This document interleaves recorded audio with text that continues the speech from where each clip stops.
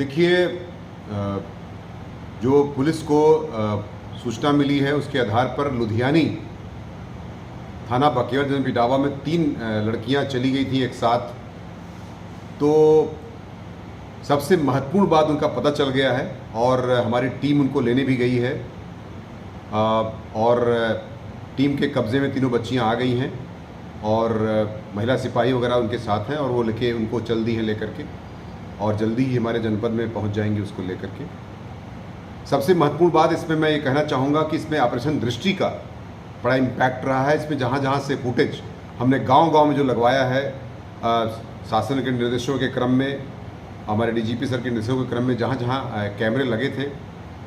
उस कैमरे का इस्तेमाल करके ऑपरेशन दृष्टि के तहत हमने बकेवर से लेकर लुधियानी से लेकर शहर इटावा तथा विभिन्न स्थान जहाँ टेम्पो मिलते हैं, जहाँ टेम्पो पकड़े जाते हैं, स्टेशन पर जाने वाला, बस अड्डा जाने वाला, कम से कम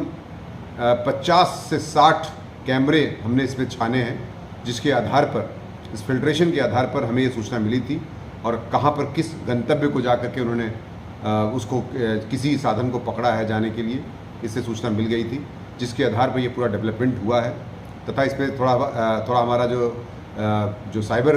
और जो हमारा एसओजी का सिस्टम होता है सर्विलांस का, उसका भी इस्तेमाल किया गया है और इस पर ऑपरेशन दृष्टि का बहुत ही महत्वपूर्ण इसमें योगदान होते हुए हमें लड़कियों को बरामद करने में सफलता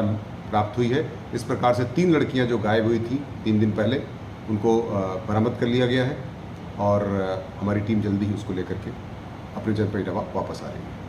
कहाँ तक पहुँची थी इटावा से निकल करके ये लड़कियाँ, क्या रास्ता रूट रहा है इनका और कहाँ निकली? इन्होंने यहाँ से बस से मथुरा गई थी और मथुरा से फिर उन्होंने ट्रेन पकड़ लिया था और फिर वो अपने गंतव्य को सही बात तो ये है कि बिना उद्देश्य के ये टहल रही थी, इनके पास पैसा था कुछ और हमारे सूचनाओं के आधार पर तथा ऑपरेशन दृष्टि के सहयोग से हमने इनको बरामद कर लिया है तथा हम जनपद को इनको वापस ला रहे हैं।